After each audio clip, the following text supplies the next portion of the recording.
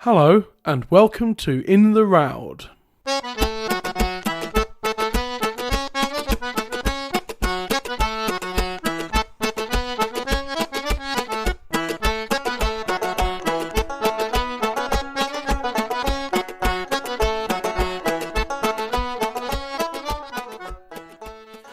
Greetings and salutations, dear listeners. My name is Matt Quinn, and you're listening to In the Roud, a folk song podcast. Join me as we travel through the world of traditional folk song, one song per episode in the order they appear in the Roud Index. Each episode will feature two guests, one providing an historical look at the song, while the other will be a singer from the folk music scene to talk about their own version of the song. Another relatively unknown one this time. As such, we don't have a dedicated singer guest segment, but like we did back in season 3 with the episode on the song Linton, I've brought in Helen Lindley to delve into the history of this song and provide a new setting of the song too. So let's get going. This week's song is Roud 32, which is Child Ballad number 33. It's a song called KEMPY KAY. So let's hear my chat with this week's guest, Helen Lindley. Well, hello and welcome back to In the Roud, Helen Lindley. Hello. Hello, Matt, and how are you? Hi, I'm doing okay, thank you. Ups and downs, these days, but the ups are better than the downs, obviously. And I'm on one of the ups at the moment. So things are, now that I'm deep into season 4 prep, I have been prepping, and this is episode 2 of season 4, so I've been prepping for a while, but we're still prepping later episodes and things, and now my brain is occupied with all this stuff, with nerdy folk song nonsense that things are all right. How are you? How's things with you? Yeah, it's good. Just busy with, like you, folk stuff. I've recently taken on an extra role in bringing some folk acts to my locality in my local village. So I'm going to be a bit busy, I think, trying to pull that off. Excellent. We all need. That's the one thing that goes around in the folk scene that for a long time there was a whole thing in the folk scene about where are the young people in general, on the folk scene, and then since then, whenever that was, we've had the young side of the folk scene is thriving beyond measure. And it's absolutely incredible. And the conversation has gone from where are all the young performers, and it's now become where are all the young organisers, and younger organisers, opposed to people in their 70s still running folk clubs, which is great that we've still got them. But there's a distinct possibility that the folk club scene will essentially die out in the next 15, 20 years. And so we need younger and young people who want to organise folk events. It's all very well having 3 million young performers, but where are the people who will be running gigs in 30 years' time, organising events and things? So we need more of us. It's all good. Yeah, I think that's it. And also, I live in an area where there isn't a big, there isn't a big folk scene performance-wise. There's a lot of people who do folk in pubs and sing-arounds and things, but the where people perform has been overlooked. And I happen to live in a village with a brilliant hall that can have loads of people in it. You can have singing, you can have dancing. It's got a stage, and it just seems a crime not to utilise it for the many folk acts that are up and coming. And yeah, me and a couple of friends have just started up a new gig series in Sheffield, which I know is a boring thing to say, more Sheffield stuff, but we've started up a new club, the New Musical Traditions Club in Sheffield, actively promoting the best in performers of traditional songs and music. We had John Kirkpatrick and James Fagan and Belinda Kempster and Fran Foot and Jill Pidd recently. Later on in the year, we've got people like Damien Barber and Tony Hall and Katie Howson coming, lots of people. So, it's we've got a new thing. It's getting very well received so far. And the three of us are in our 30s or lower. So we have we've only done 2 nights, but we reckon this is going to be a long-term project. So this club, so we'll keep it going. Yeah, and that's why I was really happy to be asked because I have complained for a long time there's nothing locally. I, as you know, travel up to Sheffield quite a lot for folk gigs because You it's do? and that's sort of an hour and a quarter journey. But to get something that's here, so that people who can't travel or don't want to travel can actually see traditional folk music would be just a dream for me. So being asked, will you come and help us create some, get some folk acts in the locality is just That's great. wonderful. The opportunity is great. That's great. Absolutely fantastic. Right then, we are here today talking about Roud number 32, which is Child 33. And I think I was looking at my spreadsheet. I think this is the nearest the Roud and the Child ballads come to syncing up in terms of the numbers. It's a close second, as it were. But yeah, Kempy K, which initially I got confused with Kemp Owen because Kemp Owen is Child 34 and doesn't come up on the podcast for at least about 200 years, I think. I don't think Kemp Owen will come up for quite a while. But Kempy K, not Kemp Owen, is an interesting one. On the folk revival side, there's only one performer who's really done this song. Actually, I think there's two now, or mainly Norfolk have updated, and there's a second one. But for a lot of people, this song really only exists as the song King Nappity on a 1976 Martin Carthy album called Crown of Horn, which is a brilliant album for a start. It's a key album. Track one on that album is the song The Bed Making, one of Martin's most famous pieces. King Nappity's Roud 3. Geordie is track 4 on it. That's Roud 90, and we're going to come to that in a couple of years. And one of Martin's most famous pieces is Willie's Lady, child ballad number 6, Roud 220, which is a key one. And the album ends with Palaces of Gold, the Leon Rosselson song. And yeah, it's a really key Martin Carthy album, 1976, that one.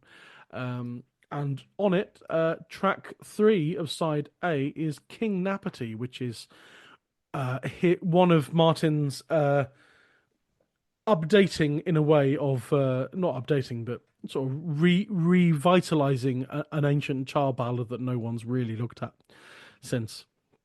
And for a long time, that was it until Brian Peters in 1987 recorded it on an album for children in need, and he just recorded the Martin Carthy one. So that was all it was. But there is someone else. We'll come back to that later on. Someone else who has done a different version. But at the moment, though, history side and everything, this isn't massively sort of found. This song. I was looking at the Roud Index before we started.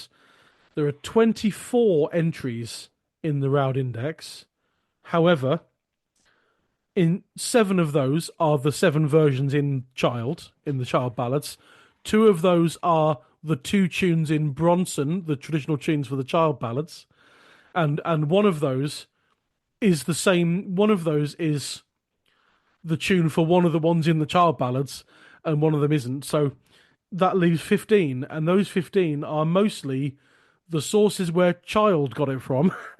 Yeah, To that's go it. into child ballads. And so really, that's what this is. It's and there's a couple other entries for weird stuff, but it's mostly like 90% of the 24 entries are just child, and then Bronson putting the tunes to those child ones, and then the sources where child got them from. So that's almost pretty much all we've got to go on. Start us off then. Plot of this song. What are we dealing with? Some of this is a bit. It's not particularly sort of offensive or anything, but it's some of it may be a bit non-PC, maybe by today's standards, but Yeah, it's in my head, I'd actually thought it's a bit of a manky song in places. yes. You know, And I think in the 70s, Martin Carthy sort of reveled in that a bit with his version. yeah. I mean, I mean, basically, there are 2 people. In some versions, it's giants. They're usually horribly disfigured in some way. And they meet and get married is the essence of the story.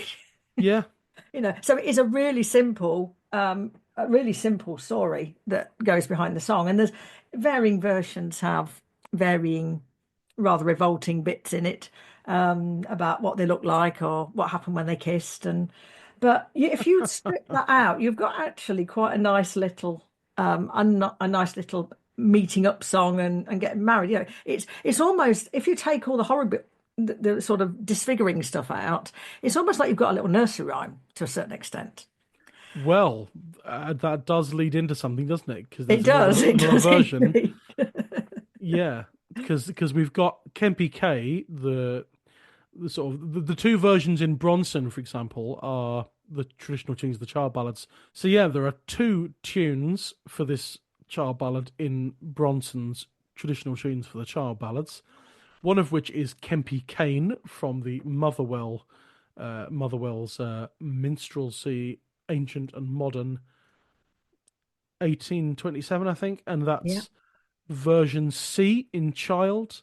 And then the other tune in Bronson is for a song called Sandy Seaton's Wooing, which is from a book by Alfred Moffat called 50 Traditional Scottish Nursery Rhymes, 1933. And so you're quite right that it's got a very nursery rhyme feel to it because it is also a nursery rhyme. Yeah, that's it. And there endeth the history of Kempy Kay, more or less, isn't it? Yeah, I You mean, so, know. yeah, I like the mention. Well, Martin Carthy mentioned in his sleeve notes. He referred back to something Child had written in because there is half a page worth of notes that Child wrote Yes. about this, which I'm struggling to pinpoint on my Child PDF. Um, because Martin wrote. I mean, we're coming. Yeah, this is quite a short episode already. We're coming to the end of.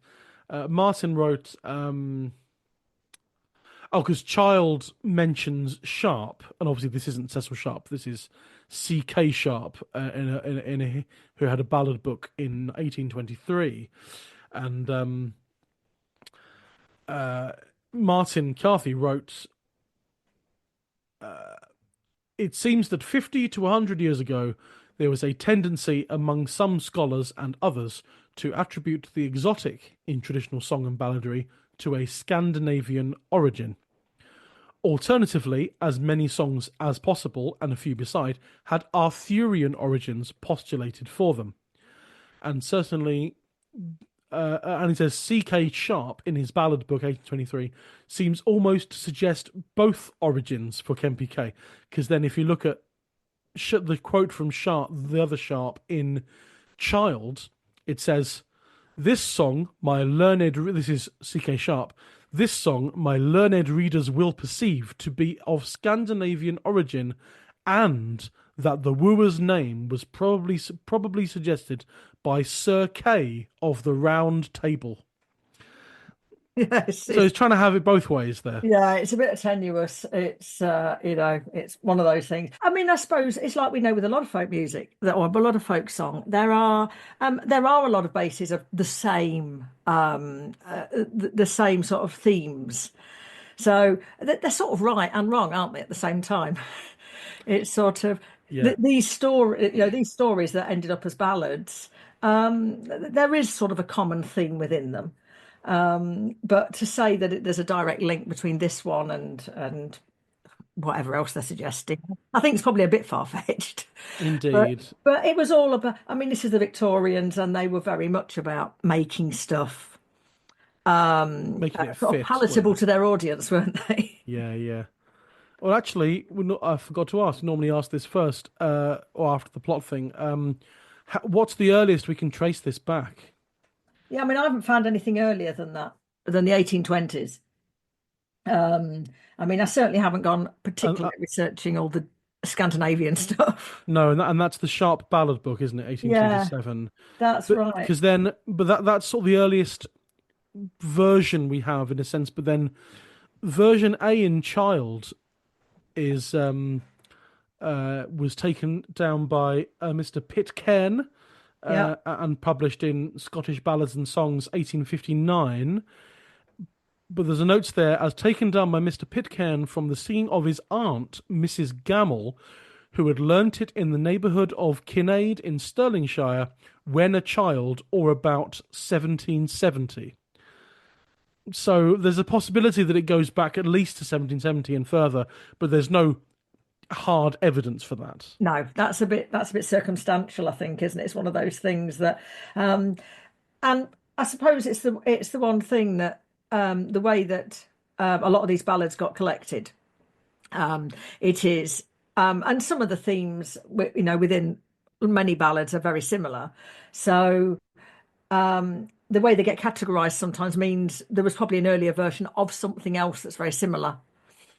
Yeah, That's right. more than likely a possibility. But we're saying that we have got seven versions That's in Child. that's quite impressive for a song that has not real any sort of anything else to it. Yeah, and that was surprising because very often a lot of these ones we're not singing anymore. There's one, maybe two versions, or there might be a snippet of a verse that, and they don't know where the rest of it is. But this has got, yeah, quite a goodly number of verses. They're all very similar. There is definitely a set theme. Yeah. So I've no doubt that it was sung. It was probably one of those songs that was revelled in somewhat, probably by kids, to be honest, because kids like gory stuff, don't they? Well, indeed so. And they're all, yeah, different lengths though, but that might just be how they're written down. But version A from the Pitcairn manuscript has 13 verses.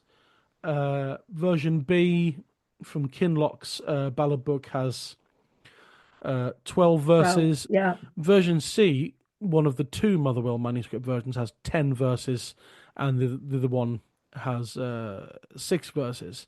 And then version E, the fifth one in the Campbell manuscript, has 11. yeah, Version F, another Campbell manuscript, has 8.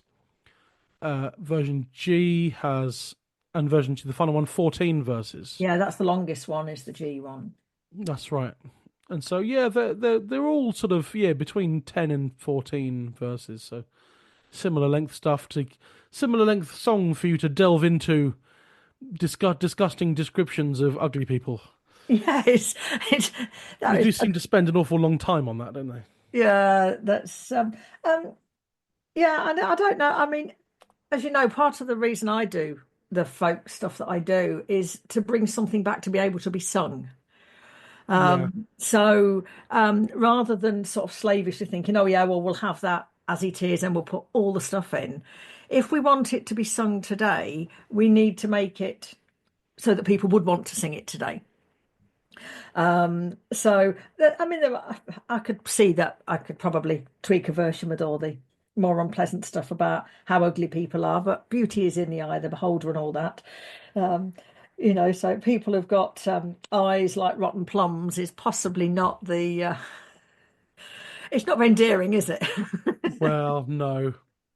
Um, Um, I'm so sure. I'm sure it went down a treat at Martin Carthy Gigs in 1976. Yeah, but as I say, it's not just about, oh, I might stand there and perform it. It's about, I really like it when people contact me and say that, and this happens quite a bit now, that people are wanting to sing it.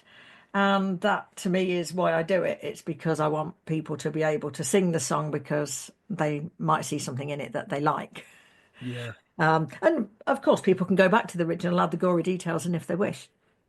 Indeed, or they can adapt it so that it's got some more Arthurian stuff in there if they really feel like it. Yes, yes, a few Scandinavian names or whatever they want to put in it is absolutely fine. But yeah, just bringing a version to the table that people might want to actually sing in a club. Yeah, yeah. You know, Child said, it is among possibilities that the ballad was an outgrowth from some form of the story of the marriage of Sir Gawain, in the Percy version of which the unseemly lady is so rudely commented on and rejected by Kay. yes. And so, I could read more of this stuff out, but I'm just sort of exactly quoting Child, and people can read this themselves. I think also it's all some of the bits are a bit reminiscent of Shakespeare, aren't they? That how well that there was this tendency for things to be described in quite gruesome detail sometimes to put an image across because obviously you're dealing with plays and words. So you would get that sort of description, which is what was liked back in the day. But I suppose, come at folk song from a slightly different angle these days. Indeed. It's not just about all the description, it's about being able to sing it. Um, and so my personal choice was to take out some of the more gory stuff, the more, I say, what I'd class as manky stuff, and put in. I'm keeping them as giants, but they don't have to be ugly just because they're giants. Well, quite so.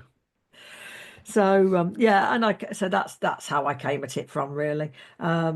It's and when I was looking for tunes, normally on a lot of these things, I do write a tune. But I thought I would just see what the Mother Bowl tune was like, and I realised actually it wasn't a bad little tune. It was certainly something I could work with rather than cast out. Yeah, So that was it. It just came that well, I will use the Mother Bowl tune as a starting point. that's right. The Motherwell tune in Bronson goes, I'm reading it, sight singing it now.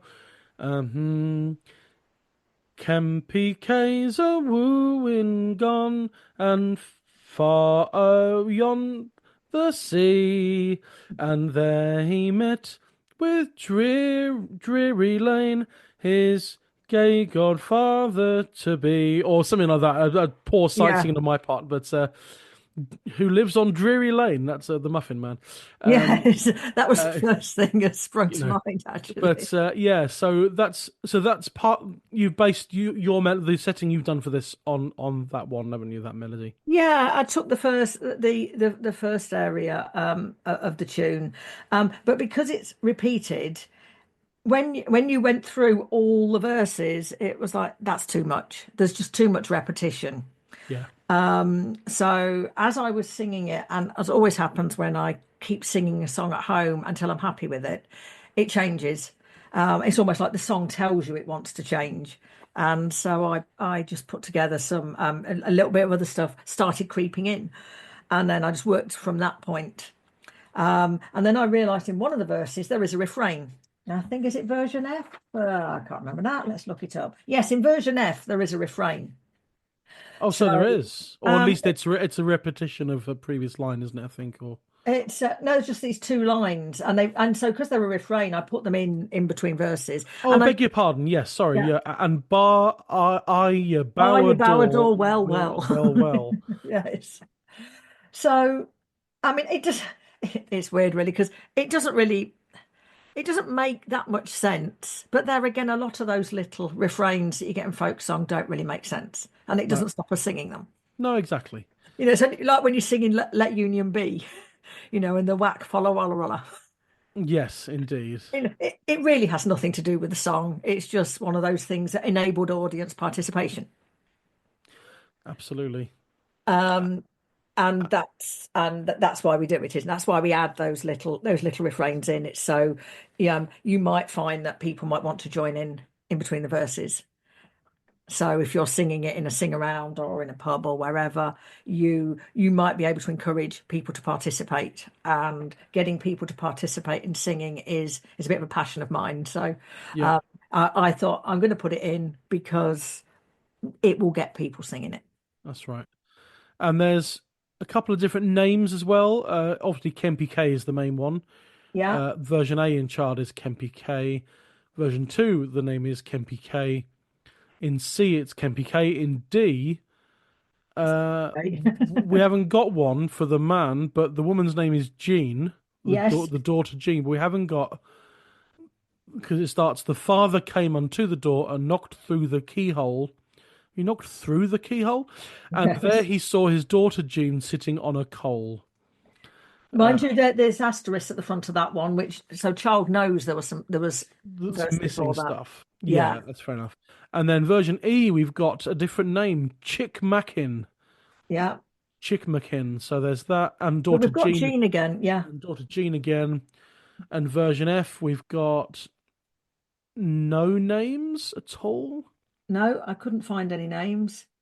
And then version G, King Napperty, and that's where Martin Carthy is obviously started with that one, the G, because that's King Napperty, and I recognise the first two lines from the Martin Carthy one. King Napperty, he's a hunting gone over hills and mountains, high, high, high, but just one high in Martin's one. Yeah. And so, yeah, Martin's obviously taken bits from everywhere and put it into the anglicized some of this Scott stuff and made it into something he wanted to do. Yeah, and that's exactly what I've done. I've taken all 7 versions, I've gone through them all and decided which bits I'm keeping, which bits aren't. And the one thing I did do, and it's one thing I think is really important, there are a lot of folk songs where the men are named and the women aren't. She's always referred to as the lady. Yeah. And I find that really frustrating. Oh, naturally, yeah. With my modern hat on, it's like, oh yeah, you're giving him a name. Why aren't you giving her a name? So I was really delighted that Jean cropped up because obviously she appears in my version. Yeah. So yes, it makes it. I just like singing the ones where it's not all he and she. It's let's give them some names. So the Yes. fact, we were able to do that is it sort of endeared it slightly more to me. And Drury Lane as well. Yes, yeah, and it scanned well, which is why I kept Drury Lane in. It's Yeah, scanned with the version in Motherwell, it does. so I kept that. I kept that name. It's sort of, I say, it flows with the song. And then we might as well mention that the melody for Sandy Seaton's Wooing, the 50s traditional Scottish nursery rhymes. We've got again a 6/8 melody, but I guess sometimes the scanning of the words means that's how it goes. But ba dun da da da da da da dun da da da dun dun dun dun da da da da da da da dun ba bum ba bum ba, and that's quite jolly. And if you try, Yes, I'll try and pair that up with the words. They're on a different line. Oh, Sandy Seaton's gone to woo down by Kirkcaldy, and there he met with a poor old man, his grandfather to be. There's an extra note there, doesn't quite work. yes, So yeah, it's still it's quite. I mean, if it's a nursery rhyme, it's going to be a sort of jolly, quite yes, memorable melody, isn't it? So yeah. Yeah, and that was the thing that, from my point of view, it's because as Motherwell points out, as Bronson points out, there's it the Motherwell version doesn't scan unless you put that they put a we on the end of the lines to make it scan properly. yes. So every line has a we after it because there's this extra couple of notes. But then I realised actually you could formulate the song so that you just repeat the last 2 syllables. Yeah. Which we do in folk quite a lot. It's not an unknown method of making it scan properly. Well, Martin Carthy did that. I can sing the Martin Carthy's one, not the whole thing, but King Napatee's to the wooing gone over hills and mountains high, and he has met with an old man, his father-in-law to be, his father-in-law to be. And so he's done that there with the Yeah. repetition and things to make it scan. Yeah, and it works well. And again, it's one of those things that makes it so it makes it quite simple to sing. Which is the other thing that I'm quite into is if I'm going to write songs, we need to keep them relatively simple if we want new people to sing them. It's a bit like the whole sing yonder ethos, isn't it? That we want to make it so that singing folk songs is accessible to people. Indeed. And then, yeah, because Moffat, who compiled the 50 traditional Scottish nursery rhymes book in 1933, noted about this one. This is an old Fifeshire singing game. Seems to be a nursery derivative of KEMPY KAY, an ancient ballad which C.K. Sharp considered to be of Scandinavian origin. And then Bronson's notes about it all says, yeah, they all of the commenting on Child, basically, of this ballad, another piece of gross mockery of high romance. Several texts have been preserved, all of the early 19th century, but only Motherwell and latterly Moffat, the nursery rhymes, have been careful to save the tune. Yeah. The latter is a high-spirited and characteristically Celtic jig tune. An Irish jig in the Joyce collection, The Devil in Dublin, is very close to it. But 2 other suggestively named tunes in the same collection also seem to be allied. The Joys of Wedlock and Splafoot Nance. Anyway, it goes on for a bit about that. Yeah, and I think that there is that they've got that link back, that there's a sort of reminder. There's a bit of reminder that it's a bit playfully in some places. Some of I think the Motherwell tune they're on about, it's the characteristics of that repetition, short song repetition. And I suppose that's how people learn them, isn't it? If there aren't too many notes to learn, you're more likely to remember them. But in this instance, nobody did. Indeed, it seems to, yeah. This was, I mean, I don't hate to say obviously, but this clearly seems to be no one sung this, and then Martin Carthy was going through Child and had a go at this one. Yeah, I think In the that. same way that you and I are do Yeah, sometimes. exactly. I mean, that's how I get half my repertoire basically, is by going through Child or the Roud Index and think, oh, quite Has like has that. anyone ever sung this one? Yeah, and then you do your research and think, oh, not for a long time. Right, that'll Yeah, be one. well, it's just Um, like Linton and to a certain extent Gil Brenton, but Gil Brenton, through the work on the podcast, Nancy Kerr is now doing Gil Brenton with the Magpie Arc, so yeah. or this will be. So there's things come back again gradually. Yeah, I think it just needs a few of us who are sort of passionate enough about bringing them back, or offering other alternatives to the repertoires that are already being sung. The Indeed. Because I've commented before, when I first started singing folk songs, I didn't feel there was a great deal I could bring to some of the ones that everybody sings, because Yeah. everybody's already singing them. So where I really enjoyed is that research and finding songs that nobody else is singing, and bringing those in. And then when you get messages from people saying, "Oh, I've been singing this in my sing around," it's like, yeah, that's exactly what I intended. Yes. And maybe this will happen with that one, maybe it won't. But it's a perfectly nice, simple little song. Once you take out the gory details about how the spit was In hanging between their mouths and things like that, yes, I couldn't I indeed. couldn't do that bit, I'm No, that's afraid. fair enough. Yeah, I've just realised the end of Martin Carthy's paragraph of sleeve note. He says King Napati is basically the version from Peter Buchan's manuscript printed in Child, which is version G in Child, Yeah. with interpolations from other sets. Yes. And is the story of the wedding of the Queen of all sluts to the King of all slobs, if you want to use such language. There's that. So, but Yeah. I think we've been talking for a little bit, but I think we're beginning to repeat ourselves. So, Yeah. And it is. in terms of, we'll just say in terms of, there are no field recordings of this, no No, oral tradition there's that nothing. we can find. It appears to have just stopped being sung at a certain point. And then on the revival side, Martin Carthy, 1976, the album Crown of Horn. And then apparently there's a Scottish one, Jock Tamson's Bairns, had an album in 1982 on topic, the Lasses Fashion, and it's on there, KEMPY Kay, track 9. And then that was also included in 2009 on Topic's 70th anniversary anthology, Three Score and Ten.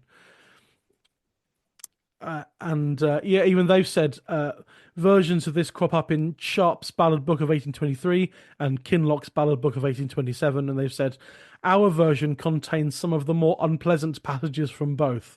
They're Yeah. obviously reveling in that stuff. Yeah. And then Brian Peters, 1987, on the BBC Manchester Folk Like Us charity cassette, the Children in Need album, it was called. And so that was a load of folk singers and musicians donating tracks to, or at least new recordings of songs, to this charity cassette for BBC Manchester. All tracks are unavailable by the artist on previous recordings. So it was all new recordings of things. And yeah, I mean, Martin Carthy's on it doing a song I never heard of. I don't know what it's called. And then Brian Peters doing this. John Kirkpatrick and Sue Harris doing something. Yeah, it's all new at the time recordings of things that aren't available anywhere else. So I wonder if Brian's got a copy of that cassette. It'd be quite nice to hear it, I guess. Yeah, it would, wouldn't it? It's one of those. But that is essentially all there is. Yeah. And now we can add Helen Lindley to that Yes. roster. Which I will put a recording out of. I'm working on an EP of some of these songs that we're covering. Just because there's no modern recordings of them. So it's a case of, well, at least let's put them, so they can be accessed if people want to. And yeah, I think what have I got? I've doubled up the verses, made a few alterations, but on the whole, I've taken all the songs. We've got KEMPY KAY, we've got Dreary Lane, we've got Daughter Jean. One interesting thing I did learn from doing this song, because I kept seeing this thing about a here cropping up, spelt, well, a variety of ways, but it seems to be HEER. And I learnt that a here is a measure of yarn, Oh, and it's 600 yards. okay. There we go. Because I was trying to work out what could this word possibly mean, and it meant quite a bit of searching because a lot of things say, oh well, it's a derivative of the word heir. Someone who's going to be the heir to everything that Yeah. that when somebody dies. But that didn't fit. It couldn't be that because it's on about when she's spinning. And that's when I found this word. Yeah. So she Here. has, in some songs, she's spun 3 heres, and in some, she's done half a here. But a here is 600 yards. Pretty good. It's nice when folk songs you find sort of these now obsolete names Yeah, for things. it We is. have one in my band Colrake. We sing the Gordon Hall's version of the Derby Ram called the Horsham Ram, and Yeah. there's a line in that we didn't know what it meant, so we looked it up. This ram, the clutter on this ram, sir, was 10 yards and an L, E-double-L. Yeah. I mean to look up L. Ah, And Google helpfully tells us an L is an obsolete unit of length, if anyone cares about this stuff now, primarily used in the past for measuring cloth, especially in Europe, roughly equivalent to the length of the forearm, particularly from the elbow to the fingertips. yes. You see, I knew that. And the reason I Yeah, knew that is many years ago, I worked with somebody who had trained as a tailor, a lady who had trained as a tailor in London. right. And we were talking for some reason about fabric, and she kept referring to things in L's, which Yeah, is the way they measured. She could actually make kilts, proper kilts. from an And L. That's amazing. and because obviously kilts take a lot of fabric, and they would measure. She said when we were tailoring, we would measure in L's. And an L is in England. An L was usually 45 inches, which is 1.143 meters. Mm. But yeah, anyway, obsolete now. And yeah, it's just interesting that then Gordon Hall threw it in there. The part on the round was 10 yards and an L, Yes. which is strangely specific, but it had to scan, I suppose. They had to make it scan. Well, that's what Anyway, we do. A bit of poetic license, eh? It's indeed, not how it works. I have branched off topic here, but there's not. We've spun this out for almost over half an hour now. There really isn't much to say No, about. there's nothing else for us to say about it, So we really. should end there. However, we will hear in a few seconds your setting of KEMPY KAY, and then we will have you back next week, and there will be more to say about next week's song, I imagine, won't there? Yes. Uh, It's yeah, we just carry on doing this stuff, don't we? We but I look think at these songs. there are some other versions, revival versions of next week's song. So I imagine there'll be more to say about it. But let's end there. Thank you as always for being here and agreeing to be involved in this stuff. It's very good of you. And thank you for having me, and it's great fun, and it gives me a bit of an excuse to bury my head in some books. Indeed, so right. I know. I will. We'll see you next week. All right, and see you next week, Matt. Bye bye. Kempy Kay's a wooing gone and far beyond the sea. And there he met with Dreary Lane, his good father to be. Good eve, said Dreary Lane, and good eve to thee.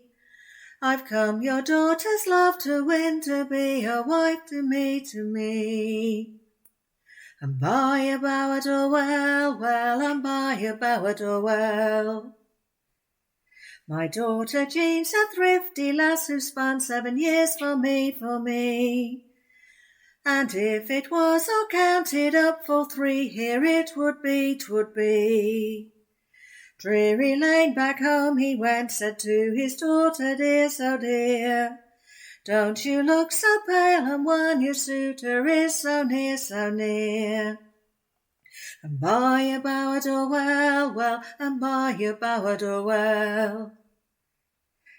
Get up, bring water in, and make your fireplace clean, so clean. For the best wooer you ever saw is rushing down the green, the green. KEMPY KAY came to the door, he thought Jean big and fair, so fair. This giant stranger, tall and white, Jean knew she loved him there, right there. And by a bower well, well, and by a bower well. He's given her a wedding ring made from an old brass pail, brass pail. She's given him a grey cravat made from an old ship's sail, ship's sail. He's kissed her once, he's kissed her twice, it was their heart's desire, desire. The lovers' bed then was well made next to the kitchen fire, the fire. And by a bower well, well, and by a bower well, and by a bower well, well, and by a bower well. That was Helen Lindley singing her brand new setting of KEMPY KAY. Which brings us to the end of the episode. What do you think? What are your thoughts on this song? I'd love to hear from you. If you'd like to get in touch, feel free to drop me an email at intheroud@singyonder.co.uk or visit the podcast on various social media platforms. We're on Facebook, X, Instagram, Threads and Blue Sky. Just search for In the Roud, a folk song podcast. If you are enjoying the podcast, I would really much appreciate it if you would give us a little rating and review on wherever you get your podcasts from. On places like Apple Podcasts, that's a star rating out of 5, preferably a 5-star rating, thank you very much. And you can write little reviews as well. Only takes, a minute, less than a minute sometimes. And on places like YouTube and that sort of thing, you've got the thumbs up button and the subscribe button. Please use that. And you can write comments and things as well. And all other similar things happen on other places you can listen to podcasts. All that really does help the podcast to reach a wide audience. It's very much appreciated. Over on our Patreon side, last week we had a collector spotlight episode looking at the life and song collecting work of Frank Kidson with special guest Katie Ryder. If you feel so moved to support the podcast financially, then please do head on over to patreon.com/intheroud and you can sign up for either £5 or £10 per month and receive regular bonus content.